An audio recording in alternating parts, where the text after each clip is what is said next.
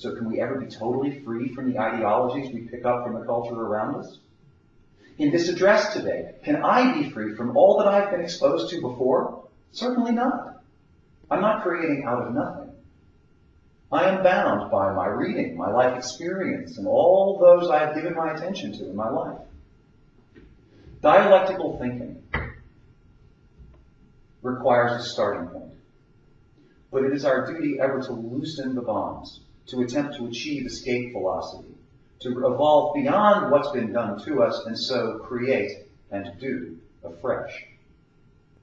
So I want you to listen to a piece of music that I think perfectly embodies and more eloquently expresses than this address this paradoxical tension between the past we inherit and the possibilities raised by our free expression.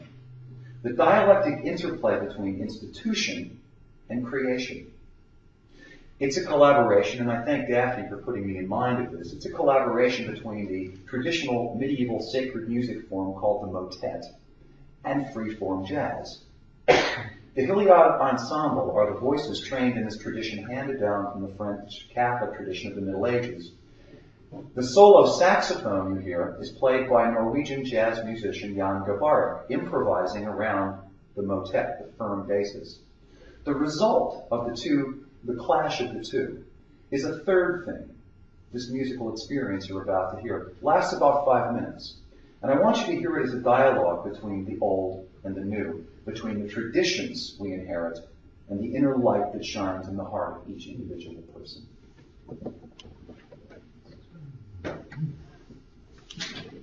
The motet, the vocal part, is all that has gone before us, from which our church springs, from which the improvisation of the saxophone cannot be totally divorced and still touch us as music. Any other approach would result in cacophony.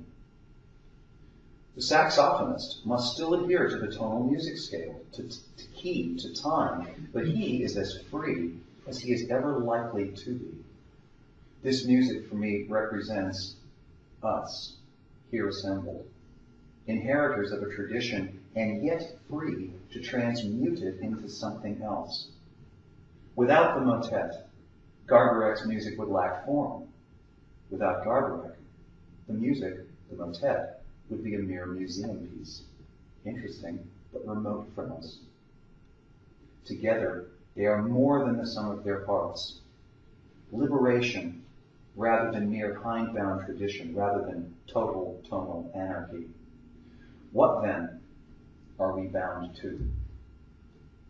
Our past, certainly, and to our experience.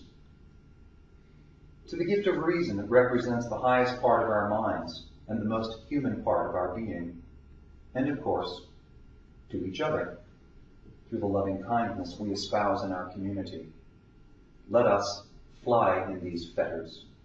Let us sing in these chains. And thus, in that strangely human paradoxical state of being free and bound, we are free to be headlights, not taillights, leading the way into ever-expanding horizons of freedom and human evolution, in the tradition of the people I listed at the beginning of this address, in the tradition of Michael Servetus, Sebastian Castellio, James Biddle, and James Reed, and so many others who have driven and striven and suffered to bring us to where we sit today, here and now. So may our light, our headlight, go forth among men. Amen.